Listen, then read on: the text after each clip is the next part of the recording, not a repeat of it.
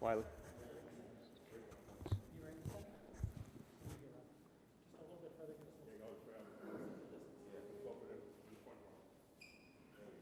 That's good.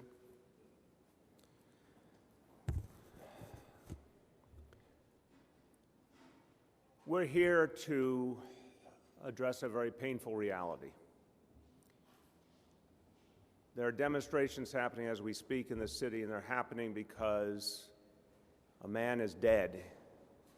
George Floyd is dead. He's dead because he was black. He was killed because he was black. It's as simple as that. It's as horrible as that. It's as painful as that. And it's as unacceptable as that. And there are people right now all over this city, all over this country, expressing that pain, that anger that someone was killed simply because of the color of their skin in 2020 in the United States of America. And we cannot in any way pretend that this is anything less than an indictment of the kind of racism that still exists all over this country, that is so painfully alive and well in so many of our institutions, that we have to find a way to stop, because it will corrode this nation, this society, this city, if we don't overcome the racism surrounding us at all times. This man was killed in broad daylight. The officer involved seemed to show no emotion whatsoever that he was taking a man's life. And imagine what that says to people. Imagine how much anger that creates. It would create deep, passionate pain if it was the only time it ever happened, but it's happened time and time and time again. And people are asking, when will it ever stop? That's why there are so many people protesting.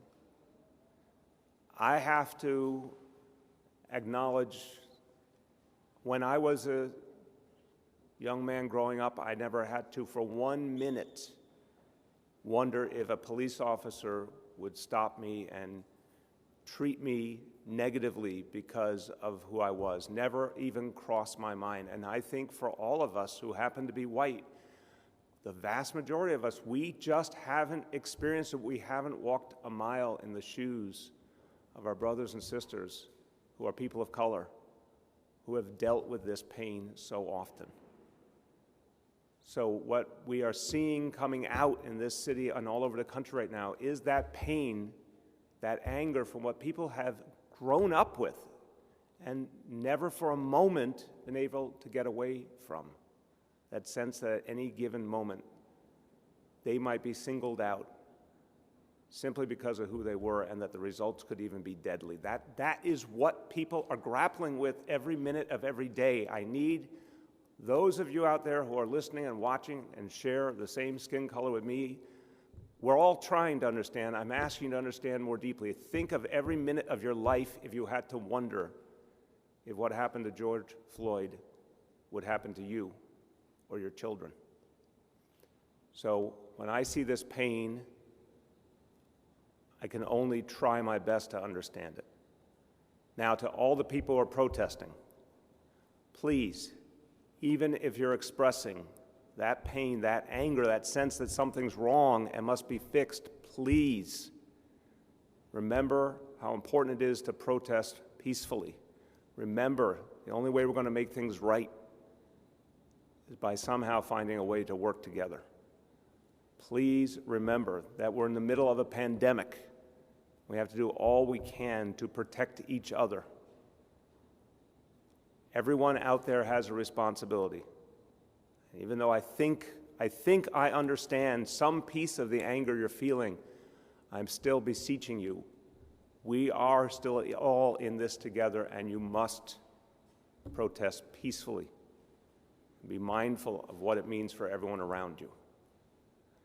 Now, our police officers have been given a very clear instruction, as always: respect peaceful protest. We in this city have a long history of respecting every kind of viewpoint. That is the essence of New York City. The NYPD protects and respects peaceful protest, and the NYPD will also make clear what the ground rules are. and ask all protesters to recognize those ground rules and respect them. Commissioner Shea will speak to that more. But I'm going to also offer this thought to all those who protest. If you are angry with the government, if you're angry with the elected leaders, direct that anger to all of us, because if we haven't done enough, then we are the ones who should be held responsible. But the police officer in front of you is a working man or woman just trying to do their job. They did not create the policies, they did not create the pain, they did not create the contradictions of our society that we need to resolve. Take your anger out on those who hold the power, wherever it may reside. But please try your best to understand that the working man and woman in front of you is your fellow human being, just trying to keep the peace. With that, I turn to Commissioner Shea. So I think the key point here with this evening's protests, on the heels of yesterday's protests where we had a number of arrests made, unfortunately, and a number of officers that suffered injuries. The NYPD is out here in force tonight. We will have thousands of officers deployed throughout New York City to cover the normal events that take place on a Friday night in New York City, as well as the 2 protests that are scheduled for tonight. And our goal is simple. Our goal is to allow people to peacefully assemble responsibly and voice their opinion, voice their concerns. And we'll do everything we can to work with the protester organizers to make sure that happens. What we are asking everyone, and I thank the mayor for his comments, to please exercise caution. Please let's do this safely. Let's come together not only as a city but as a country to face these issues, voicing the concerns. Protesting is part of the American way of life. But let's do it responsibly, and let's not do it that endangers anyone further. Thank you. Thank you. Questions for the Commissioner or for myself? Yes. Yeah.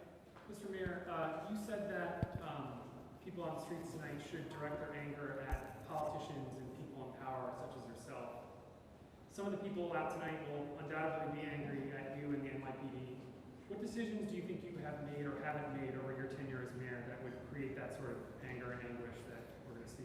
We obviously haven't gotten far enough, and I understand anyone that sees a situation like this and says, how could it happen in this country still, that their anger is pure in that sense. They're right, it should never happen in this country. So even though I believe in this city, we've changed policing tremendously, we've changed the relationship between police and community foundationally, we clearly have not gone far enough.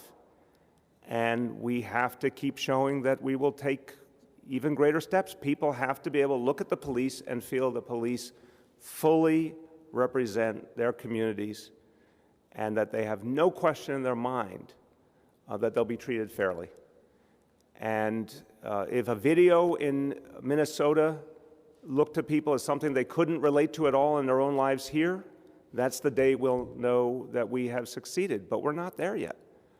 So we're going to teach our officers even more deeply the things we've been doing to work with communities, to get to know people in communities on a human level, to communicate, to de-escalate. And we're also not going to tolerate officers who can't live by those rules. It's very clear that people need to know that if someone shouldn't be on the police force, they won't be. And that's something we'll keep our devotion to show people that this is a police force of those who are of and by and for the community. Quick follow-up question. Please.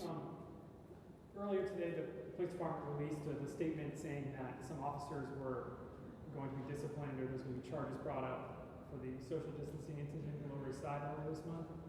The NYPD rarely makes those sort of releases, doesn't really tell folks when departmental charges being brought. Is that something you can commit to doing in the future? Should New Yorkers know when police officers are being brought up on departmental charges like that? Look, I think it was handled exactly the right way. And I think that we have to be within the boundaries of the law. We understand that there are challenges with state law, but nonetheless, we have to be as transparent as humanly possible. It is important for people in the city to see transparency. It's important for them to see that there are consequences for bad actors. We also have to be clear about the policies, that if a policy isn't working, we're going to do something about it. Commissioner Shea and I talked about the social distancing enforcement, and we realized that even though it was motivated by a desire to protect people from the coronavirus, it was the wrong policy. It was up to us to change it, and we did change it. The NYPD is not going to be enforcing. That's what I'm saying, so release this one instance, why not release that information all the time? To let the public know. I think within the boundaries of law, it's exactly the right thing to do to alert people that these kind of charges are coming. Anybody else? Okay, thanks everybody. Your opposition to the 50A repeal legislation in the state, is that something that you're reflecting on? I believe it should be repealed and replaced with new legislation that is clear about protecting the lives of our officers, but allows for greater transparency. And the police commissioners of this city, the last 3, have all agreed with that. And I wish we could get Albany to act, because that law, as it's written now, is broken. Thank you, everyone.